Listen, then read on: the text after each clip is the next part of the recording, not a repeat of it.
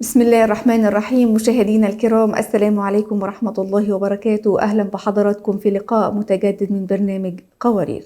في حلقة سابقة اتكلمنا عن كيفية استغلال المساحات الضيقة في المنازل. اتكلمنا عن غرف النوم، المطبخ، غرف الأطفال وغرف المعيشة، وعرضنا صور يعني فيها كتير من الحلول العملية لاستغلال المساحات. والحلقة موجودة على قناة سلام، على شبكة سلام الإعلامية على اليوتيوب، وعلى صفحتهم على الفيسبوك. تقدروا حضراتكم ترجعوا ليها وتشوفوا المعلومات اللي فيها وتستفيدوا منها. الحقيقة النهاردة الجزء الثاني من الحلقة هنتكلم فيه.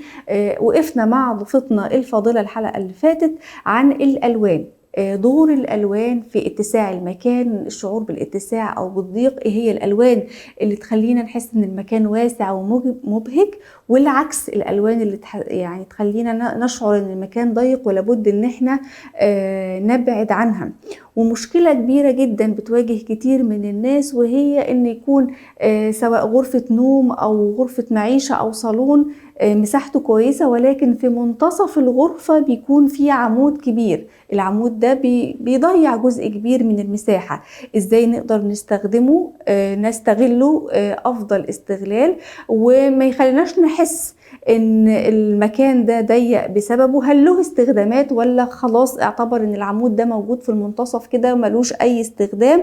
ونقدم نصايح مهمة لكل زوجة بيتها ضيق، محتاجة انه تشعر فيه بالبهجة والطمأنينة والسكن، ولكل عروسة مقدمة لسه على الجواز وشقتها لسه صغيرة، ربنا يكرمها ويوسع عليها يا رب، ازاي تأسسوا من البداية. كل التفاصيل دي والمعلومات دي هنعرفها مع ضيفتنا الفاضلة باشمهندسة حنان صالح جوهر، ماجستير في هندسة معمار. السلام عليكم يا باشمهندسة. وعليكم السلام أستاذة ندى. أهلا ومرحبا، أهلا وسهلا. أهلا فيكي. نستكمل مع حضرتك ما بدأناه الحلقة السابقة في كيفية استغلال المساحات الضيقة، ونبدأ من حيث انتهينا. كنا بنتكلم عن الألوان. هل الألوان ليها دور في شعورنا بالاتساع وشعورنا بالضيق؟ وما هي الألوان اللي نقدم عليها والألوان اللي تنصحينا ان احنا نبعد عنها؟ نعم، الألوان تؤثر بشكل كبير على الشعور باتساع المكان طبعا. عامة الألوان الغامقة هي اللي تدينا إحساس بالضيق، وإن تخلي المكان يشبه أصغر مما هو يبدأ عليه. أما الألوان الفاتحة والمحايدة اللي هي زي الأبيض والبيج والرصاصي الفاتح هي اللي تخلي الغرفة أكثر انفتاح، لأنها تعكس على الضوء وتخلق إحساس بالمساحة أنها كبيرة. ممتاز. ده للأساس وللحوائط، الكلام ده ينطبق على الاثنين؟ على الاثنين، يعني مثلا إذا البيت جدار كله لونه أبيض، ممكن يكون الأثاث لون بيج أو كمان أبيض أو كمان رمادي فاتح، أو حتى الأثاث ممكن يكون ألوان ثانية، مو مشكلة. بس هذا الأكثر شيء على الحيط. على الحيط. الحوائط هي اكتر حاجة بتشعرنا بالاتساع او بالضيق. طب لو انا عملت الحوائط الوان فاتحة، سواء ابيض، بيج، الوان الرصاصي الفاتح خالص، وجبت الاساس الوان غامقة، هل هيشعرني بالضيق برضو؟ لا، ما راح يشعرك بالضيق. بس برضو إذا جبتي ألوان فاتحة بتحسي بانفتاح أكثر. بالظبط، تحسي ببهجة اكتر. هي بهجة أكثر زي ما شفنا في الصور، بس ما فيها مشكلة برضو إذا جبنا ألوان غامقة. ممتاز جدا.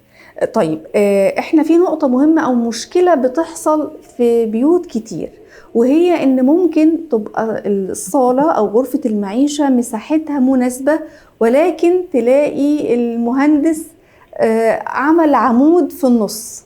بيبقى يعني ساعات بيبقى هي الرسمة جت كده، وده عمود مهم جدا ما ينفعش ان احنا يعني نستغنى عنه، لكن العمود ده سواء بيبقى شكله بيضاوي او بيبقى مربع، فبياخد مساحة من المكان. ازاي احنا نستغل العمدان اللي موجودة، خصوصا لو اكتر من عمود؟ هل ليها استخدام او استغلال، ولا مجرد بتبقى ديكور وندهنها بألوان وخلاص؟ ممكن نتعامل مع الأعمدة هذه بثلاث طرق. فيا أننا نخلي العمود عنصر أساسي، يعني نستغل العمود، أو كمان نبرزها أو نحاول نخفيها. فإذا نحن بنحاول نستغل العمود ممكن نستخدمه كفاصل لمناطق في الغرفة. يعني مثلا في الصورة هنا العمود ممكن نكبره شوية ونحط عليه تجويفات، بيكون مثلا فاصل ما بين المعيشة وغرفة الطعام. جميل. ونحط عليه ديكورات. ده شيك جدا بصراحة، والألوان متناسقة جدا مع بعضها. أيوة. وفي كمان الحل في الصورة الثانية، العمود يكون فاصل، يعني مثلا نخليه الأرفف مثلا من العمود للجدار يكون أرفف. فكذا صار إنه مش ما سكرنا كل المكان، يعني أيوة سمي أوبن، يعني نص مفتوح. يعني بالظبط، هو مدي يعني الضوء داخل من خلاله، فبالتالي برضو مدي فيه مساحة. أيوة. فبكده ما تحسي إنه العمود قاعد في النص، فأنت كده استغليتي العمود وحطيتي عليه كأنه partition. بالظبط. وشكله بصراحة لطيف. اتفضلي. أيوة. وفي كمان اللي هو في الصورة اللي بعده، العمود يكون خلف المجلس، فبتحسيه برضه هو كمؤدي وظيفة كأنه حاجز أو زي partition، بس عاملين عليه زي الديكور وحاطين عليه في النص نبات أو شيء. فهنا استغلوا العمود، ما قالوا العمود ليش في النص، عمودين في النص. ففي أفكار كثيرة إبداعية. دي عملوا بين العمودين زي ترابيزة يتحط عليها أباجورة، وممكن يتذاكر عليها أو كأنها طاولة طعام. فبرضو في استغلال للمساحة، إن الترابيزة دي ممكن تستغل يعني في أكتر من شيء. فعلا ممكن تستغل أكتر من شيء، أشياء كثيرة. كمان برضو زي في صورة كمان اللي بعدها، إذا مثلا العمود مو في النص بس بارز من الجدار. أيوة. زي ما قاعد نشوف الصورة. فهنا ممكن نستغل ونحط عليه مكتب، أو كمان ممكن نحط كوفي كورنر اللي هو يعني محطة للقهوة. أيوة. قهوة وشاي وكذا. ففي طرق كثيرة ممكن نقدر نستغل العمود فيها. الصورة المعروضة دي جميلة جدا، يعني حتى كمان فيها شيء من الخصوصية، يعني هو مكتبه باللابتوب ورا العمود وقاعد كده جنب الشباك، ففيها كمان من الهدوء واللون كمان زي ما حضرتك اتكلمتي عن الألوان. فيعني أنا شايفة إن دي من أفضل الحلول كمان. فعلا. أو إذا مثلا نحن نبغى نبرز العمود، نحاول ندمجه مع تصميم البيت، بدل ما نخفيه نتعامل معاه كميزة معمارية. كأنه يعني ديكور أصلا. أيوة كأنه ديكور. يعني مثلا شوفي هنا حاطين عليه خشب. فهنا هو برضو يعني هو في النص بس هو كديكور. وكمان وفي ناس بتعمل له إضاءة كمان بتنوره، فبيدي كده إضاءة خافتة بالليل، بيبقى شكله شيك قوي. فعلا ممكن تحط عليه إضاءة، ممكن تحط عليه أرفف، أشياء كثيرة. يعني إذا تبغى تبرزي هذا، أو كمان ممكن تحطي تبويه بلون مختلف عن الجدار زي في الصورة اللي بعده.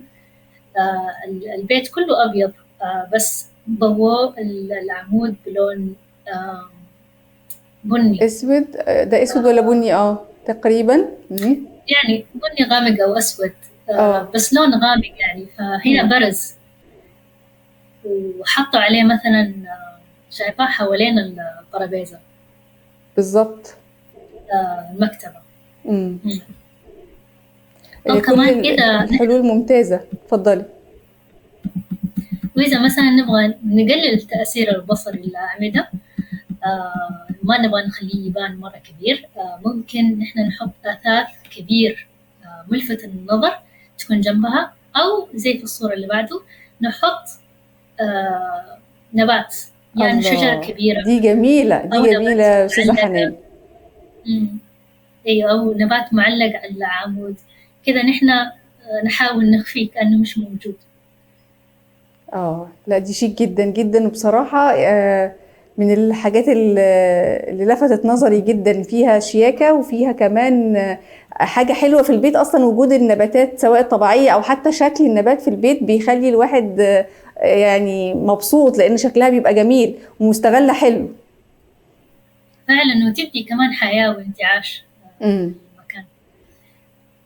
تمام، يبقى احنا كده شفنا حلول للأعمدة، سواء كان عمود واحد أو أكتر من عمود في الصالة. طب لو الأعمدة دي كانت مثلا في غرفة النوم أو موجودة في أي مكان آخر، نقدر نستغلها برضو بنفس الفكرة، نعملها كجزء مثلا من دولاب، أماكن للتخزين. ممكن، إذا هو العمود هو موجود في نص غرفة النوم، يعني لو غرفة النوم كبيرة، يعني ما راح يحطوا في غرفة صغيرة عمود، أكيد راح يكون كبير. فإذا هو كبير ممكن نسوي زي ما قلنا، نحط عليها مكتب أو تسريحة. أيوة. أو كمان كنبة ورا الكنب. أيوة، تبقى الكنبة سندة على العمود. أيوة، سندة على العمود. ممتاز. أو نخفيها زي ما قلت لك، نحط عليها مثلا الأرفف على الجدار، وممكن تكون فيكون فاصل، والناحية اللي جوا تكون مثلا كرسيين مثلا، يكون مكان للقراءة، يكون مكان للمذاكرة أو مكتب. فممكن يكون فاصل تفصلوا فيه، بس على حسب احتياج الشخص، إيش اللي يحتاجه في المساحة هذه ويقرر يعمل. بالظبط. طيب خلينا نتكلم بقى عن الأساس وحجمه. هل حجم الأساس لازم نختاره بعناية؟ في مقاسات معينة المفروض ان احنا نتبعها، او شكل الأساس؟ مثلا حضرتك بترشحي الانتريه اللي هو بيكون كنبة واربع كراسي، ولا الليفينج اللي بيكون زي حرف ال كامل مع بعضه؟ خلينا نتكلم عن شكل الأساس وحجمه ودوره في المساحة، سواء يقدر يكبر او يصغر المساحة. حجم الأثاث له دور كبير، عشان مهم يعني نحدد القطعة إذا هي ملائمة للغرفة ولا لا. لما نختار الأثاث لازم نراعي حجم القطع اللي نختارها بالمساحة الغرفة. إذا مثلا اخترنا أثاث كبير في غرفة صغيرة يخلي الغرفة ضيقة، والعكس. وإذا اخترنا أثاث صغير في مساحة كبيرة، غرفة كبيرة، بيخلي الغرفة فارغة. فأول شيء قبل ما نشتري الأثاث نجيب متر ونقيس البيت، نقيس الأبعاد، نشوف قد إيش عندنا المساحة هذه تكفي كنبتين ولا 3 كنبات ولا 4 كنبات. فإذا ما يكفي المكان مش لازم ناخذ الست كله. يعني خلاص إذا ما يكفي كنبتين، وبعدين على التلفزيون من جهة والباقي يكون للحركة. مش لازم نكمل نعبي المكان المجلس كله أثاث، صح؟ تمام. فبعد ما نحن نقيس نروح ونشوف مثلا إيش اللي نحتاجه، نشوف على هذا الأساس نروح نشتري. ثانيا نقارن الأثاث بعناصر ثانية. يعني مثلا إذا الكنب كبير ما ينفع نحط سجادة صغيرة، أو طاولة مثلا تكون صغيرة، لازم يكون ننسق، يعني في تناسق ما بين حجم الكنبة وحجم الترابيزة والسجادة. أيوة، مثلا في الصورة الحين حنشوفها، الكنب مثلا في 3 كنبات، أول صورتين اللي هي الفرش تلاقيه مع الكنبات. يعني برا الكنبات شوية بس، لا هو أكبر من الكنب السجادة ولا إنه هو أصغر منه يا دوب. أيوة، لازم بالضبط. شوية يدخل على الكنب. أيوة، متناسق، يعني لا هو كبير قوي زي اللي تحت ولا هو صغير خالص كأن حجمه يعني أكبر شوية بسيطة بالترابيزة. أيوة. فنحاول ننسق هذه الأشياء جدا مهمة للنظر. كمان في مثال ثاني اللي هو للسرير، سجادة مع السرير. زي موجود في الصورة. السجادة مثلا ما تكون أكبر من الطاولة الجانبية للسرير اللي هي الكومودينو، ما تكون أكبر منها السجادة، ولا إنها تكون أصغر منها، تكون مع الكومودينو. هي لو اكبر هي مجهده جدا في التنظيف اصلا. ازاي هتقدر تشد السرير والاتنين كومودينو علشان تشد السجاده وتنظف؟ فده متعب جدا بالنسبه لها. أيوة متعب. هذا طبعا خيار. في ناس ما يحبوا يحطوا سجادة في غرفة النوم، بس في ناس كتير كمان تحب تحط. بس إذا بتحط مثلا تكون مثلا على هذا الحدود، علشان تكون اسهل بالنسبه لها، تقدر تشيلها بسرعه وتنظف تحتها. ايوه. يعني فعلا شكل يعني الصور السابقه بتوضح قد ايه السجاده والمساحه الخاصه بيها ليها دور، حتى كمان في اظهار الشكل ان كان شيك ولا لا. ممكن يكون الانتريه شيك قوي وغالي والسجاده حلوه، ولكن الاحجام عدم تناسقها مع بعض ضيع الشياكه وضيع كل حاجه. ايوه فعلا. تمام. طيب احنا عايزين بقى ندي بعض النصايح الاول لكل زوجه بيتها صغير، نصايح عامه تقدر هي تستغلها في بيتها، سواء في اي مكان بقى، اوضه النوم، الصالون، المطبخ. نصايح عامه هي تتبعها تعمل ايه علشان يبقى البيت دايما هادي ومترتب وهي حاسه فيه بهدوء. ممكن النصيحة الأولى اللي بقولها التخلص من الفوضى بانتظام. يعني مثلا إذا مثلا كل مرة نشيك على البيت نحاول نرتب ونشيل الأشياء اللي إحنا ما استخدمناها من زمان، الأشياء اللي ممكن نقول يمكن يوم من الأيام حنحتاجها، نتخلص منها أو نتبرع فيها. سواء أشياء مش بنستخدمها أو حتى ملابس، لأن أنا أعرف ناس كتير بيقعدوا يقولوا هنلبس ده، هنخس ونلبس ده، أو هنتخن ونلبس ده، فبتبقى الحاجة متكومة كتير جدا. أو في المطبخ في ستات كتير تحب تحتفظ بالعلب، علب المربى، علب ازايز العصير، مش عارف ايه، تفضل تخزن وتلاقي الدنيا كلها متكركبه. هي فعلا مش مستاهله. يعني تبغي انت يكون عندك صفاء، يعني مثلا تبغي ترتاحي، يكون مثلا الاماكن فاضيه، مش مستاهله انك تقولي ان يمكن يوم من الايام انا حستخدم العلبه الفلانيه او اللبس الفلاني. اذا ما استخدمتيه لمده سنه او اكثر يعني ما تحتاجيه، فالافضل يا انك تتبرعي فيه يا انك تستخدميه. او كمان في قاعده ثانيه اللي هي one in one out، هي كل ما نجيب شيء من برا نطلع شيء بالضبط، فبكذا ما يكون في شيء زايد في البيت، فكل شيء يكون عنده مكان. والشيء النصيحة الثانية اللي ممكن أقولها اللي هي إضافة نباتات في البيت، انتعاش المكان وحياة. وجود النباتات في البيت شكلا كمان جميلة، وغير كده كمان صحية في البيت لو هي نباتات طبيعية. ايوه نباتات طبيعية. وفي كمان نصيحة ثانية حابة أقولها، إنه نختار تصميم بسيط يكون ملائم للغرفة الصغيرة أو كمان للمساحة الصغيرة اللي عندنا، ونحدد كمية الديكور في الغرفة عشان ما نحس بالزحمة. ديكور بسيط وكم حبة كده كفاية. تمام. طيب دي نصايحك للزوجة.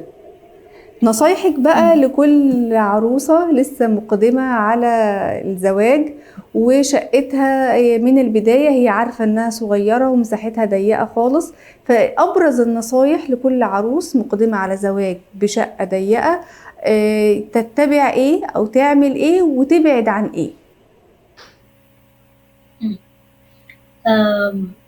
اولا زي ما قلنا اول، قبل ما نشتري اي عفش اي اثاث نروح للبيت ونتخيل ايش احتياجاتنا نحن، يعني مثلا انا وزوجي ايش حنحتاج في البيت هذا، الاساسيات. بعدها ممكن كيف ندمج اشياءنا احتياجاتنا مع المساحه الصغيره هذه، هل حيكفي وهل ما حيكفي، وكيف نقدر نلغي اشياء. مثلا اوكي خلاص 3 كنبات ما راح يكفينا نخليها كنبتين، مم. وبعدين لما نقيس ناخذ الأبعاد بعدها نروح نشتري. مم. ثانيا إذا البيت لونه أخضر، الجدران لونها أخضر أو أي لون تاني، يعني نصيحة ادهني أبيض أو ألوان أي لون فاتح مم. عشان يبان إنه واسع. ثالثا لما نروح نشتري الأساس، الأثاث، نروح نشتري الأساسيات فقط، يعني ما تغلطي تجيبي كل الأثاث مع بعض، تشتريه مثلا شفتيه في محل كله طقم تشتريه وتجيبيه مع الديكور مع لا، يعني اشتري أول شيء الأساس، مثلا السرير، الدولاب، الكنب، طاولة الطعام مثلا. بعدين لما نيجي نشوف في البيت نشوف كيف نحطه مثلا في الأماكن المناسبة. بعدين نشوف إيش ممكن نضيفه. الكومودينو مثلا حجمه يكون صغير ولا يكون مثلا كبير، إيش اللي يكفينا بالضبط. ونشوف الألوان أساسا لما نجيبها البيت، نشوف بعدها نشوف إيش ممكن، إيش الستاير اللي تمشي معاها، إيش السجاد اللي يمشي معاه. حتى السرير، يعني في ناس يغلطوا غلطة اللي هو مثلا يجيبوا كينج سايز من غير ما يمثلوا البيت. مساحة تكون صغيرة ويدوب، يعني حتى ما يكون في مكان للكومودينو، يكفي بس للسرير. نحن نشوف كذا لازم نقيس أول، نشوف إذا ما يكفي مثلا نجيب كوين سايز، بعدين نشتري بعد ما نقيس. والأفضل طبعا كمان زي ما تكلمنا أول يكون الأثاث متعدد الوظائف، لأنه أثاث واحد يكون متعدد الوظائف حنوفر لنفسنا مساحة إضافية. ممتاز. وكمان البصاطة، هذه أهم، مهمة قوي. نصيحة يا less is more، يعني الأقل هو الأكثر. لأنه إنك تعيشي في شقة صغيرة يبغى لها صبر، يبغى لها مرونة، يبغى لها تنازلات كمان أحيانا. خلاص طيب مشكلة، ما يحتاج هذا الشيء right. وكمان ما تخافي إنك مثلا تجربي تصميمات مختلفة، تجيب الكرسي هنا الكرسي هناك، يعني ما تيأسي، جربي وابدعي في المساحة، لأنه هذه مساحة حتعيشي فيها. بالضبط. تمام جدا. بشكرك. اتفضلي آخر نصيحة معانا، بالذات تكلمينا عن الستاير سريعا، لأن كتير من العرايس بتبقى داخلة يعني الجواز وهي يعني مقدمة قوي إن كل حاجة تكون فيها بزخ شوية وتعمل ستاير كتير، والأشكال اللي بتبقى معمولة على الحيطان والخشب يعني بيكلفوا ستاير ماديا وشكلا بتكون باهظة جدا. فسريعا قولي لنا الستاير المفروض تعملها ازاي العروسة؟ الستاير زي ما قلنا البساطة، يعني لا خشب ولا، يعني لو تشوفي الحين الموضة اللي نازلة يعني كلها الستاير الشفافة البيضة، البيزك البيزك الابيض ده، وجنبه جنبين برضو ساده لون مختلف اللي هو لون الصالون مثلا او لون ظهر السرير. حتى لو من غير الالوان، يعني مثلا اذا بتحتاجي مثلا اذا انت في بلد جدا حر، يعني في شمس ولازم تبغى ستاير ثقيله، ممكن تجيبي ستاير ثانيه وتغطيها. وكمان احيانا ما يحتاج، يعني اذا مثلا انت في بلد ما يحتاج، او مثلا الاضاءه ما تجيكي، ستاير بيضة ساده. هذه نصيحه يعني. تمام. هي فعلا الستاير البيضة بتدي اتساع وبيبقى شكلها شيك وبتليق على كل حاجة، بتكون مناسبة على ألوان كتيرة. بشكرك في النهاية باشمهندسة حنان صالح، جوهر ماجستير في هندسة المعمار، شكرا جزيلا على هذا الطرح المميز، وإن شاء الله تكون المشاهدات وكل الزوجات وكل العرايس تابعونا وتابعوا الحلقة السابقة علشان يقدروا يختاروا أساس وألوان مميزة تساعدهم على استغلال المساحة الضيقة. شكرا جزيلا لحضرتك، وشكر موصول لكل مشاهدين ومتابعين برنامج قوارير. نسأل الله سبحانه وتعالى أن يجعل بيوتنا عامرة بالسكن والمودة والألفة، بداية من العلاقة الجميلة ما بين الأزواج وأولادهم واللمسات الجميلة، لأن الزوجة أو الست أو المرأة بشكل عام ليها لمساتها الحلوة اللي هي بتضيفها على البيت، فبتخلي البيت فيه سكن وطمأنينة وهدوء واستقرار وألفة. شكرا جزيلا على حسن وطيب المتابعة، إلى أن نلقاكم إن شاء الله في حلقة قادمة. نترككم في رعاية الله وأمنه، والسلام عليكم ورحمة الله وبركاته.